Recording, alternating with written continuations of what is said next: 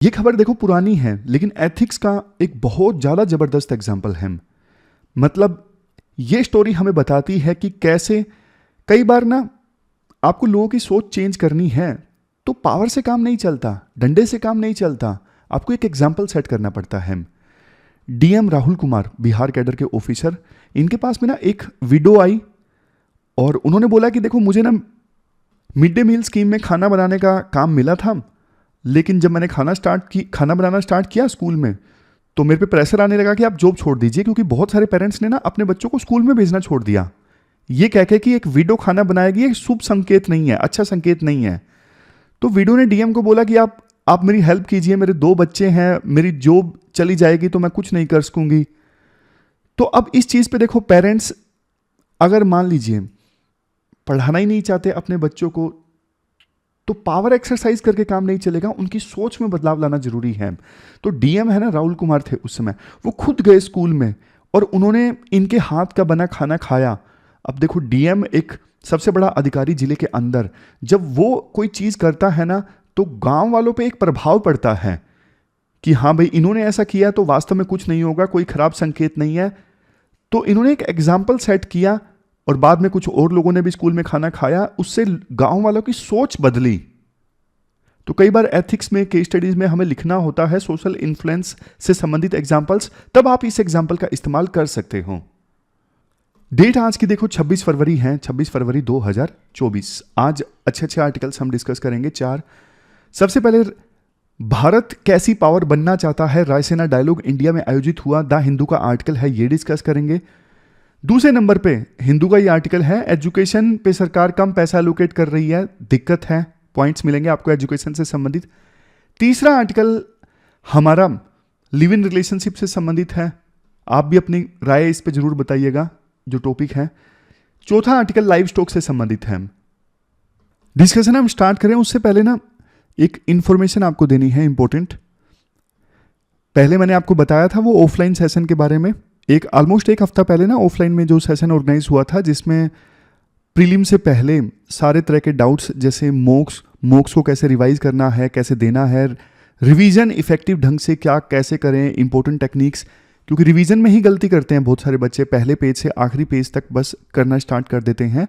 लेकिन smartly revision कैसे करनी है, यूपीएससी ने पिछले कुछ सालों में कौन सी थीम्स पे ज़्यादा फोकस किया है वो आपको पता होना चाहिए, ताकि उन टॉपिक्स को आप ज़्यादा प्रायोरिटी पे रखो। तो ये बहुत सारी चीज़ें डिस्कस की थी इस ऑफलाइन सेशन में, जिसकी वीडियो नीचे डिस्क्रिप्शन बॉक्स में भी मैं डाल देता हूँ, वैसे आपने देख ही ली होगी।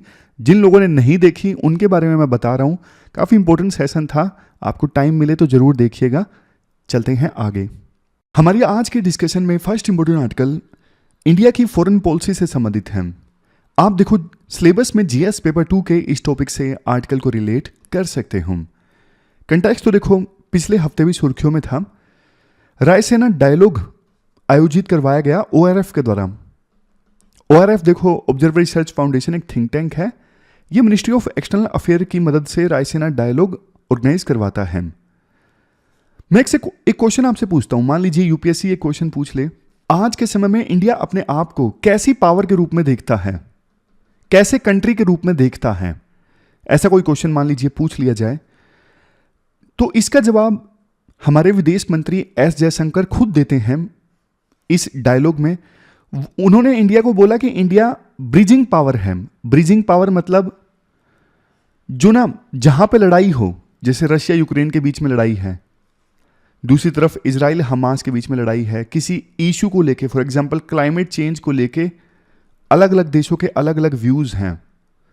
तो जब ऐसी सिचुएशन होती है ना, तो इंडिया एक कॉमन ग्राउंड फाइंड आउट करवाने की कोशिश करता है ताकि विभिन्न देश एकजुट रहें, कन्फ्लिक्ट ना हो। समझे? उन्होंने भारत को एक संज्ञा दी, विश्व मित्र, वर्ल्ड का फ्रेंड। तो ये जो लाइंस है ना काफी इंपॉर्टेंट है, कल को यूपीएससी क्वेश्चन पूछती है तो यही लाइंस काम आएंगी। उन्होंने ये भी बोला कि देखो ऐसा नहीं है कि इंडिया सिर्फ बैलेंस ही स्टैब्लिश करता रहेगा, इंडिया लीडिंग पावर बनना चाहता है। लीडिंग पावर मतलब देखो एक चीज तो ये है कि यूएसए ने कुछ बोल दिया, चाइना ने कुछ बोल दिया, तो उसके अगेंस्ट में इंडिया रिएक्ट कर रहा है कि नहीं नहीं ऐसा नहीं होना चाहिए, ऐसा रूल गलत है। ये तो हुआ इस्टैब्लिशिंग द बैलेंस कि यूएस चाइना ने कुछ बोला और इंडिया उस पर रिएक्ट कर रहा है। लेकिन देखो दूसरा एस्पेक्ट ये है, इंडिया खुद रूल बनाने में शामिल हो, लीडिंग पावर, जो ऐसी पावर जो रूल बनाने में पार्टिसिपेट करती है, वर्ल्ड में क्या होना चाहिए, कौन सा कन्वेंशन आना चाहिए, वो डिसाइड करने में पार्टिसिपेट करती है, ऐसी पावर होती है लीडिंग पावर। तो इंडिया लीडिंग पावर बनना चाहता है, ना कि सिर्फ रिएक्टिव पावर कि दूसरों ने क्या बोला उस पर आप सिर्फ रिएक्ट कर रहे हो। समझे? तो ये जो रायसीना डायलॉग था ना, इसमें बहुत सारे इंपॉर्टेंट इश्यूज पे चर्चा हुई। इसका इनाग्रेशन किया गया था ग्रीक प्राइम मिनिस्टर मित्सोटाकिस के द्वारा। ग्रीक प्राइम मिनिस्टर ने कनेक्टिविटी प्रोजेक्ट्स की इंपॉर्टेंस के बारे में बोला, जैसे India middle east Europe economic corridor, जिसमें ग्रीस भी शामिल है। अभी तो इजराइल और हमास के बीच युद्ध के कारण ये ठंडे बस्ते में चला गया है, लेकिन और बहुत सारे इश्यूज पर चर्चा हुई इस रायसीना डायलॉग में, जैसे ग्लोबल गवर्नेंस। ग्लोबल गवर्नेंस आज के समय में ना यूएन सिक्योरिटी काउंसिल में इनइक्वालिटी है। जो परमानेंट मेंबर्स हैं वो पिछले 75 सालों से परमानेंट मेंबर्स बने हुए हैं, लेकिन उसके बाद तो कई सारे देशों ने बहुत ज़्यादा ग्रोथ इंश्योर की है। आप इंडिया जैसा देश देखिए, वर्ल्ड का सबसे ज़्यादा पॉपुलेशन वाला देश, कितना कुछ है, इतनी डाइवर्सिटी है इंडिया में, ancient civilisation, UN peace keeping missions में इतना कंट्रीब्यूट करता है। ये सब इंडिया की स्ट्रेंथ है, बावजूद इसके इंडिया को सिक्योरिटी काउंसिल में परमानेंट सीट नहीं दी गई है। तो इस इशू पे चर्चा हुई कैसे रिफॉर्म्स लाए जाएं। देखो सिक्योरिटी काउंसिल में रिफॉर्म्स लाना बहुत मुश्किल है, क्योंकि जो परमानेंट मेंबर्स हैं ना सिक्योरिटी काउंसिल के, उन सब में सहमति के बिना रिफॉर्म्स नहीं लाए जा सकते। एक भी मेंबर अगर असहमत है तो रिफॉर्म नहीं लाया जा सकता। जबकि देखो इंडिया के अगेंस्ट चाइना रहता है और अकेले इंडिया को तो सिक्योरिटी काउंसिल में सीट दी नहीं जा सकती, अफ्रीका के देशों को भी देनी है क्योंकि वहां पे भी रिप्रेजेंटेशन नहीं है, साउथ अमेरिका के देशों को रिप्रेजेंटेशन देनी है, तो रिफॉर्म्स पे सहमति बनती नहीं है। ये जो परमानेंट सीट जिनके पास में है ना ग्लोबल पावर्स, वो अपनी पावर शेयर करने के लिए तैयार नहीं है। इसके बाद राइटर बोलते हैं ये जो रायसीना डायलॉग है ना इंडिया में आयोजित हुआ, इसमें देखो बड़ी बड़ी पावर्स यानी बड़े देशों के फॉरेन मिनिस्टर्स नहीं आए, क्योंकि ना G20 के फॉरेन मिनिस्टर्स की मीटिंग चल रही थी ब्राजील में। इस वजह से वहां के तो फॉरेन मिनिस्टर्स नहीं आए, लेकिन यूरोप में जो बाल्टिक और नॉर्डिक कंट्रीज ने मिलके एक फोरम बनाया है ना, आप एक बार मैप भी देख लीजिए। देखो परंपरागत रूप से ना इन देशों पे ज्यादा ध्यान नहीं दिया इंडिया ने, और वैसे ये देश इकोनॉमिकली काफी ज्यादा कॉम्पिटिटिव है, इकोनॉमी इन देशों की बढ़िया है, लेकिन अब इंडिया यूरोप के इस हिस्से पे काफी ध्यान दे रहा है और इन देशों से रिप्रेजेंटेशन काफी ज्यादा बढ़िया रही अपने इस रायसीना डायलॉग में। इसके अलावा रायसीना डायलॉग में ग्लोबल कॉन्फ्लिक्ट्स पे काफी चर्चा हुई, जैसे रशियन वार इन यूक्रेन, कई सारी स्ट्रेटेजीज पे डिस्कशन हुई, लेकिन रशिया की तरफ से रिप्रेजेंटेशन नहीं था तो व्यूज बैलेंस्ड नहीं थे। उसी प्रकार से इस इशू पर भी डिस्कशन हुई कि चाइना के एग्रेशन को कैसे रोका जाए। चाइना की एग्रेशन से ना सिर्फ इंडिया परेशान है, बल्कि और काफ़ी सारे देश, south east Asian countries, Taiwan straight में, ईस्ट चाइना सी में, साउथ चाइना सी में चाइना की दादागिरी देखने को मिलती है। लेकिन बात वही कि चाइना के व्यूज़ को रिप्रेजेंट करने के लिए रिप्रेजेंटेटिव नहीं था। इसके अलावा south east Asia, Latin America और साउथ एशिया में नेपाल भूटान को छोड़ दें तो यहां से भी रिप्रेजेंटेशन नहीं थी। अब राइटर थोड़ा सा क्रिटिसाइज कर रहे हैं रायसीना डायलॉग को कि रिप्रेजेंटेशन में कमी रह गई। इजराइल और हमास के बीच जो युद्ध है वो नहीं डिस्कस किया गया, वो डिस्कस किया जाना चाहिए था। डेमोक्रेसी पे डिस्कशन हुई, लेकिन डेमोक्रेसी पे डिस्कशन हुई तो इंडिया के संदर्भ में भी इसे डिस्कस किया जाना चाहिए था, ये राइटर कहते हैं। तो ये जो कमियां थी ना, इससे देखो कन्वर्सेशंस में ना डाइवर्सिटी नहीं आ पाती। अगर हमें रायसीना डायलॉग को और ज़बरदस्त बनाना है, हमारे विदेश मंत्री खुद बोलते हैं कि रायसीना डायलॉग जो है वो मेड इन इंडिया बन चुका है, मेड इन इंडिया वर्जन है ग्लोबल पब्लिक स्केयर का। वर्ल्ड के जो इश्यूज हैं वो डिस्कस होते हैं इस रायसीना डायलॉग में, और ग्लोबल पब्लिक स्केयर का ये मेड इन इंडिया वर्जन है। लेकिन वास्तव में इसे ग्लोबल पब्लिक स्केयर बनाना है तो इश्यूज में डाइवर्सिटी होनी चाहिए, और इसके अलावा ओपिनियन में भी डाइवर्सिटी होनी चाहिए ताकि अलग अलग डायमेंशन ऐड की जा सके अलग अलग सेक्शंस को इनवाइट करके। तो चाइना रशिया का पार्टिसिपेशन नहीं रहा, कुछ इश्यूज को छोड़ दिया गया, आगे हम ध्यान दें इस चीज को भी हम मजबूत करें। इसके बाद नेक्स्ट आर्टिकल देखो एजुकेशन से संबंधित है। आप जीएस पेपर सेकंड के इस टॉपिक से आर्टिकल को रिलेट कर सकते हो। देखो एक फेमस कहावत है जैकब जे ल्यू की, बजट में सरकार कौन से सेक्टर के लिए कितना एलोकेट करती है ये सिर्फ नंबर्स का गेम नहीं है, बल्कि देखो ये चीज ना दिखाती है कि कौन सी वैल्यूज को हम प्रायोरिटी देते हैं। कैसे? फॉर एग्जांपल एजुकेशन पे सरकार ज़्यादा खर्च करने वाली है, बजट में सरकार ने ज़्यादा पैसा एलोकेट किया एजुकेशन के लिए, तो पता लगता है कि हम सरकार जो है वो एजुकेशन को ज़्यादा वैल्यूज़ देती है, एजुकेशन को ज़्यादा प्रायोरिटी देती है। लेकिन देखो हुआ क्या, इस साल ना हायर एजुकेशन के लिए सरकार ने 9600 करोड़ बल्कि कम कर दिए। अब इसका असर देखने को मिलेगा IITs पे, IIM पे, बहुत सारे दूसरे इंस्टीट्यूट्स पे। 2015 में ना साउथ अफ्रीका के एक शहर इंचियोन में ना एक डिक्लेरेशन साइन हुई थी जिसमें बहुत सारी बातें बोली गई थी, जैसे यूनिवर्सल एजुकेशन हम इंश्योर करेंगे, हायर एजुकेशन सभी लोग एक्सेस कर सके, ये सारे देश इंश्योर करेंगे। सस्टेनेबल डेवलपमेंट गोल्स में गोल नंबर 4 है। आप कमेंट बॉक्स में बताइए कौन सा गोल है सस्टेनेबल डेवलपमेंट गोल्स में एजुकेशन से रिलेटेड, तो उसको फिलफिल करने की बात कही गई थी।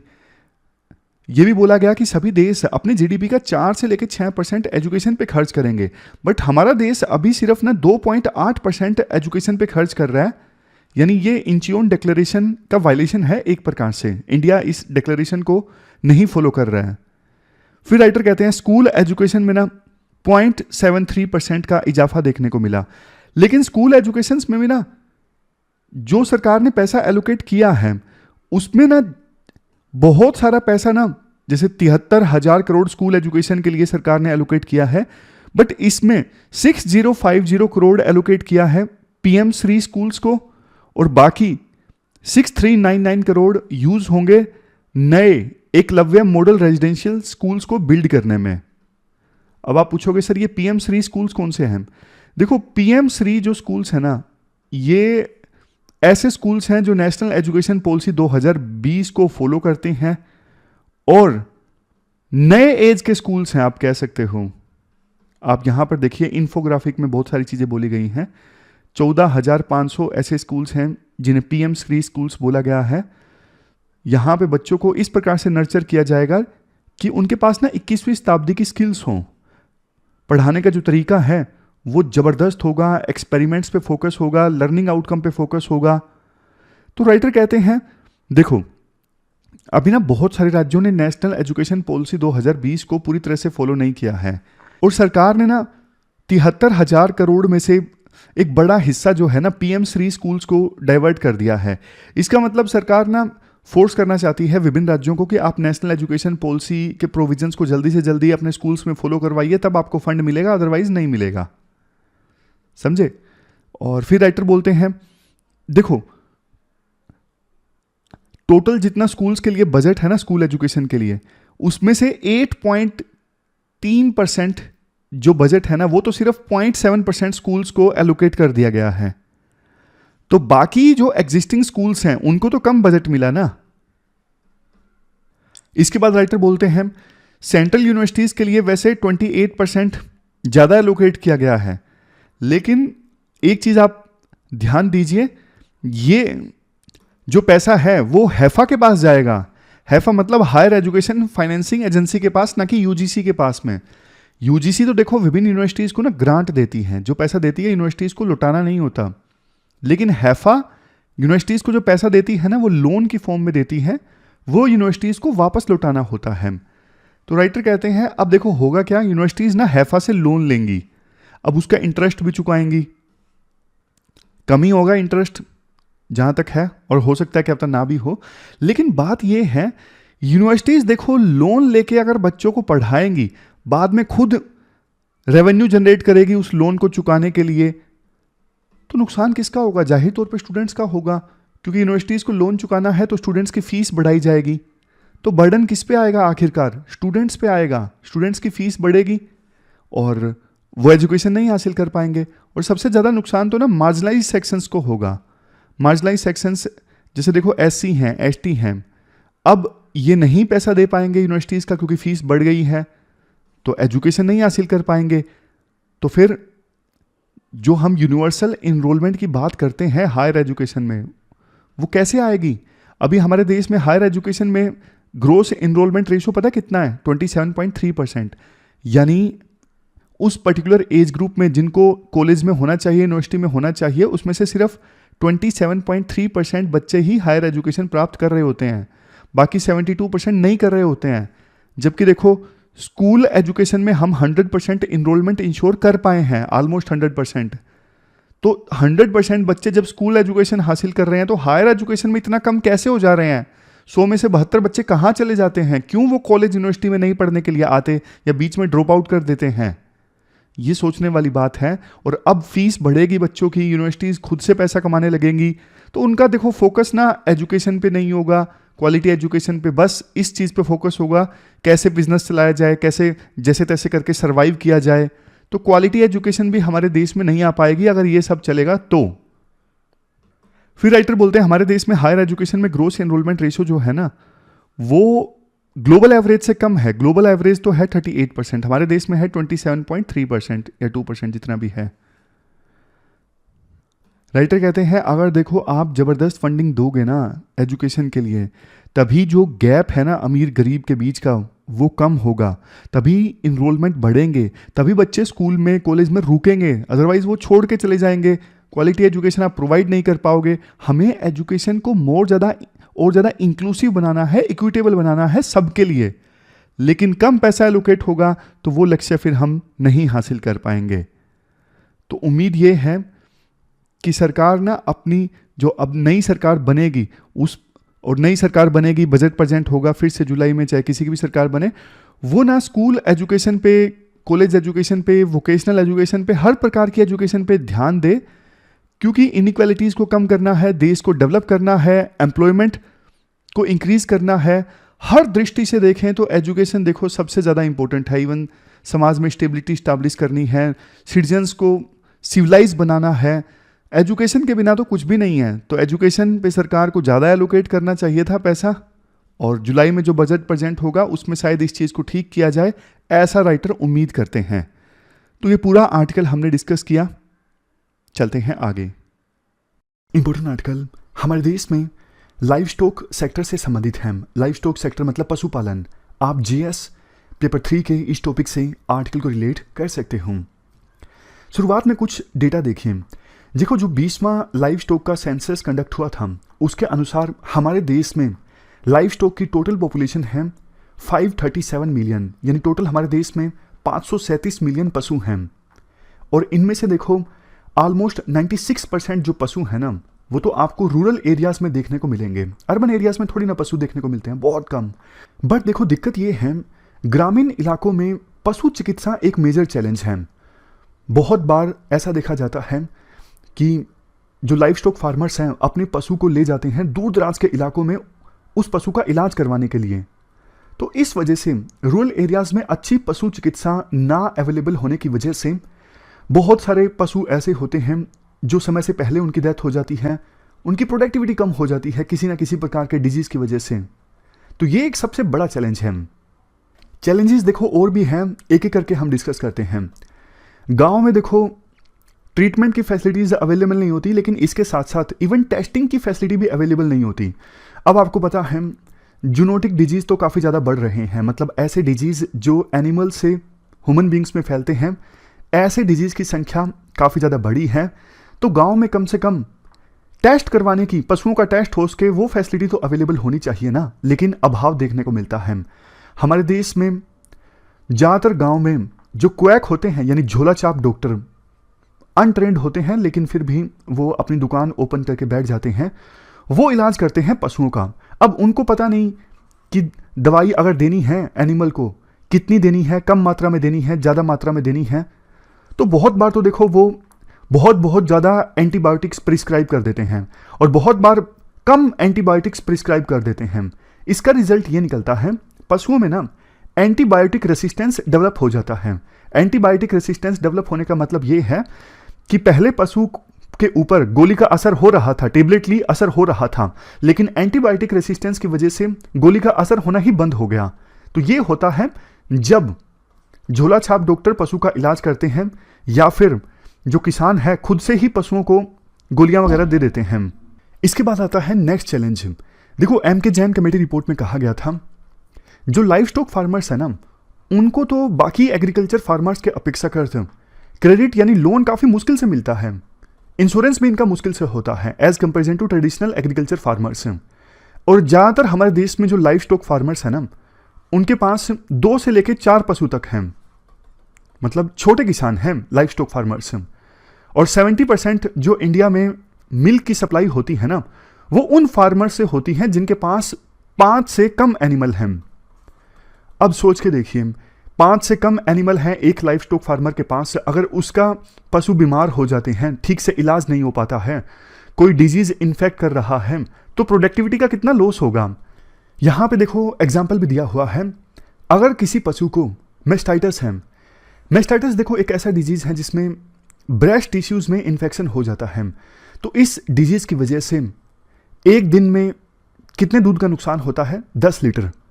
अब 10 लीटर को अगर आप कन्वर्ट करोगे तो ये हुआ 300 से लेके 350 रुपए का नुकसान हो जाता है एक दिन में।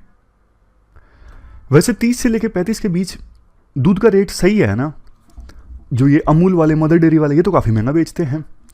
खैर देखो ज़्यादातर फार्मर्स के लिए अगर किसी एनिमल को कोई डिजीज हो जाता है या फिर भगवान ना करे डेथ हो जाती है, तो उस फार्मर के लिए तो ना अपना जीवन यापन चलाना मुश्किल हो जाता है, ये दिक्कत है। और रूरल एरियाज में ना ड्रग डिस्ट्रीब्यूटर के जो सेल्समैन है ना, उनकी संख्या इंक्रीज होती जा रही है, ये दवाई ले लो, ये दवाई ले लो, इससे आपका पशु की प्रोडक्टिविटी इंक्रीज हो जाएगी। तो फार्मर्स कई बार ड्रग दे देते हैं एनिमल्स को प्रोडक्टिविटी इंक्रीज करने के चक्कर में, लेकिन उसके काफ़ी सारे साइड इफेक्ट्स होते हैं, अलग अलग तरह के डिजीज से इन्फेक्ट हो जाते हैं पशु। तो ये सारे चैलेंजेस फार्मर्स फेस करते हैं लाइव स्टॉक सेक्टर में। अब बात करें सरकार क्या कर रही है। सरकार का एक प्रोग्राम है livestock health and disease control programme. जैसा कि देखो नाम से ही जाहिर है, इस प्रोग्राम में सरकार का फोकस है ग्रामीण इलाकों में पशुओं को वेटनरी सर्विसेज प्रोवाइड की जाएं, यानी पशु चिकित्सा की जो सर्विसेज है ना वो प्रोवाइड की जाए मोबाइल वेटनरी यूनिट्स की सहायता से। मोबाइल वेटनरी यूनिट्स क्या होते हैं? 4 पहियों का व्हीकल होता है जिसमें काफ़ी सारी फैसिलिटीज अवेलेबल होती है, जैसे एक डॉक्टर होता है जो वेटनरी डॉक्टर होता है, एक पैरा वेटनरी डॉक्टर होता है, एक ड्राइवर कम अटेंडेंट होता है, काफ़ी सारे टेस्ट करने की फैसिलिटी उपलब्ध होती है उस व्हीकल में, ड्रग्स उपलब्ध होती हैं। जैसे आप तस्वीर भी देख लीजिए, इस प्रकार के व्हीकल होते हैं और इसमें काफ़ी सारी सर्विसेज होती हैं, एक प्रॉपर स्टाफ होता है जिसमें वेटनरी डॉक्टर, पैरा वेटनरी और ड्राइवर कम अटेंडेंट ये सारे लोग होते हैं।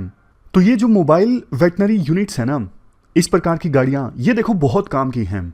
जैसा शुरुआत में हमने डिस्कस किया कि ग्रामीण इलाकों में अच्छे वेटनरी हॉस्पिटल्स उपलब्ध नहीं हैं, तो ये जो गाड़ियाँ हैं ना, ये ग्रामीण फार्मर्स के घरों में जाके पशुओं का इलाज कर सकती हैं। ऐसा नहीं है कि ये नया कंसेप्ट है, इससे पहले भी सरकार लाइव स्टॉक फार्मर्स को डोर स्टेप सर्विसेज प्रोवाइड करती थी, लेकिन वो सर्विसेज ना ज़्यादातर वैक्सीनेशन, लाइव स्टॉक की वैक्सीनेशन, आर्टिफिशियल इंसेमिनेशन में क्या होता है, आर्टिफिशियल ढंग से स्पर्म जो है फीमेल के सर्विक्स में इंट्रोड्यूस किया जाता है रिप्रोडक्शन के लिए।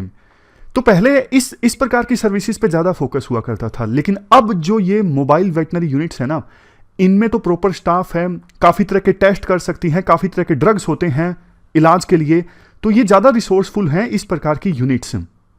तो ये जो प्रोग्राम है ना जिसके बारे में हमने डिस्कस किया, जिसके तहत इस प्रकार की गाड़ियाँ लॉन्च की जाती हैं, प्रोग्राम का नाम क्या है बताइए? अभी भी तो थोड़ी देर पहले मैंने आपको बताया, LHNDC, यानी कि live stock health and disease control. तो इस स्कीम में देखो ये प्लान किया गया है कि हर 1 लाख एनिमल्स के पीछे कम से कम एक मोबाइल वेटनरी यूनिट हो, लेकिन अगर टेरेन डिफिकल्ट है तो मोबाइल वेटनरी यूनिट्स की जो संख्या है वो इंक्रीज भी की जा सकती है। वे फॉरवर्ड में ये कहा जाता है, अब देखो हमारे देश में विभिन्न राज्य ये वो मोबाइल वेटनरी यूनिट्स का जो कंसेप्ट है ना वो धीरे धीरे अडोप्ट कर रही हैं, तो बहुत सारे वेटनरी डॉक्टर्स और उनके असिस्टेंट्स को रोजगार भी मिलेगा। अब तो जब ये कोविड-19 की महामारी आई तो पशु चिकित्सा के सेक्टर में भी नई नई इनोवेशंस आई, जैसे वीडियो कंसल्टेशन सेशन, इस वीडियो कंसल्टेशन सेशंस की सहायता से दूर दराज के ग्रामीण इलाकों में कोई पशु है तो पशु का जो फार्मर है वो वीडियो कॉन्फ्रेंसिंग की सहायता से पशु चिकित्सक से राय ले सकता है कि क्या किया जाए ऐसी सिचुएशन में जब पशु बीमार है। तो कहने का मतलब ये है, आने वाले समय में देखो पब्लिक प्राइवेट पार्टनरशिप और ज़्यादा देखने को मिलेगी इस लाइव स्टॉक सेक्टर में। और लाइव स्टॉक सेक्टर में अभी फिलहाल इनोवेशंस का स्कोप काफ़ी ज़्यादा है और उसी का ये एक एग्जाम्पल है मोबाइल वेटनरी यूनिट्स। इसके बाद next article freedom to love से संबंधित है। आप देखो जीएस पेपर सेकंड के इस टॉपिक से आर्टिकल को रिलेट कर सकते हो। कंटेस्ट, इसके बारे में तो हमने पहले भी डिस्कस किया है।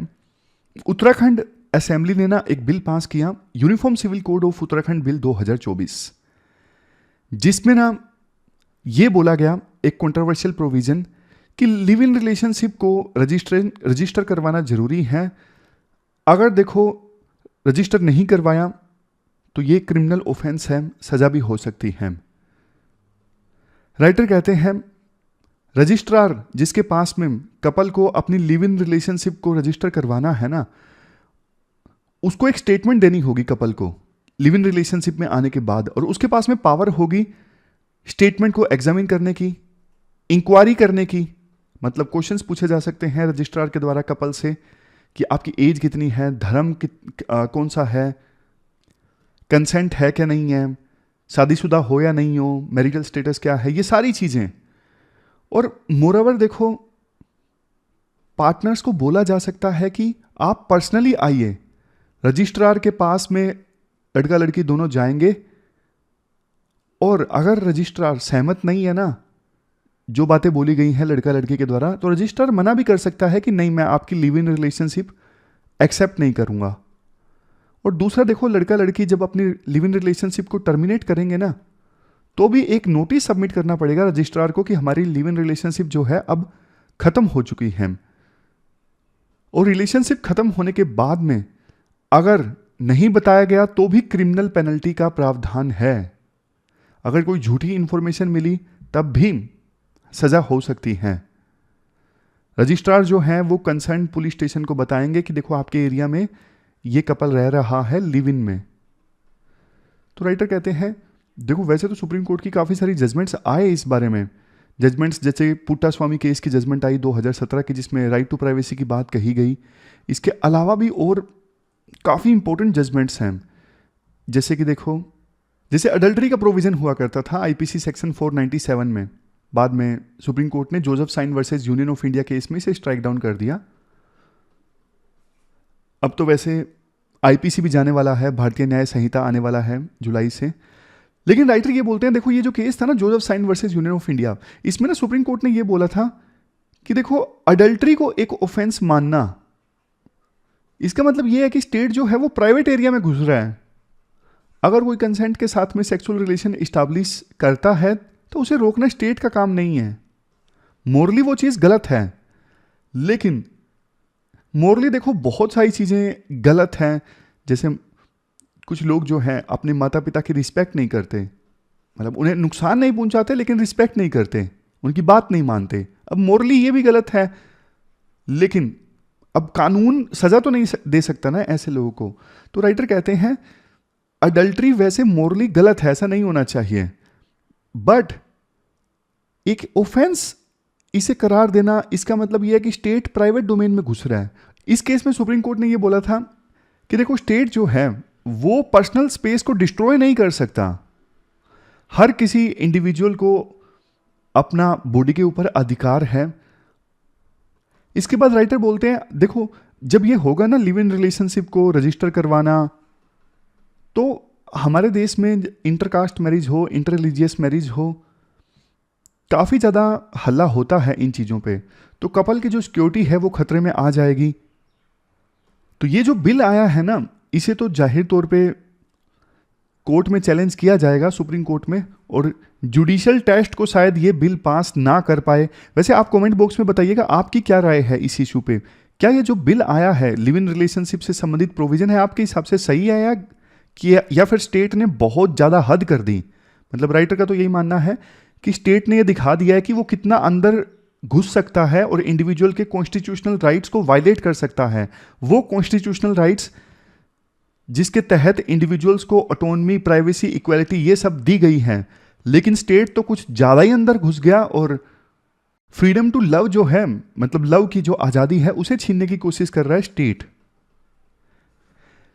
देखो, वैसे जब हमने पिछली बार ये आर्टिकल डिस्कस किया था तो स्टेट का पक्ष भी बताया था, सरकार का क्या पक्ष था। सरकार का ये पक्ष था कि आजकल ना लिव इन रिलेशनशिप में कई बार जैसे मर्डर हो जाता है, तो पेरेंट्स की तरफ से काफ़ी कंसर्न आया था और पेरेंट्स के कंसर्न्स के चलते हमने ये प्रोविज़न डालने की कोशिश की है, मतलब डाला है ये प्रोविज़न। आप कमेंट बॉक्स में अपनी राय बताइएगा। चलते हैं आगे। लास्ट में क्वेश्चंस देख लीजिए जो आपको अटेम्प्ट करने हैं। 2 क्वेश्चंस आपको अटेम्प्ट करने हैं। एक तो देखो, क्या स्टेट को लिव इन रिलेशनशिप्स को रेगुलेट करना चाहिए। दूसरा क्वेश्चन लाइव स्टॉक से संबंधित है, ये यूपीएससी ने पूछा था 2015 में। तो दोनों क्वेश्चंस के आंसर आपको देने हैं। प्री से संबंधित क्वेश्चन, एक 2012 में ना बहुत सिंपल क्वेश्चन पूछ लिया था, मिक्स्ड फार्मिंग का चीफ कैरेक्टरिस्टिक क्या है। सोचिए इसका आंसर क्या है, सोचिए। देखो, इस क्वेश्चन का आंसर ना सी है, rearing of animals and cultivation of crops together, मतलब पशुओं को पालना और क्रॉप्स को कल्टीवेट करना, दोनों मिक्स ढंग से अगर कोई किसान करता है तो ये मिक्स्ड फार्मिंग का एग्जाम्पल है। तो डेफिनेशंस आपको क्लियर होनी चाहिए। ये थी हमारी आज की डिस्कशन। हमारी आज की डिस्कशन को समाप्त करते हैं। कल मिलते हैं फिर से एक नई डिस्कशन के साथ। Thank you very much.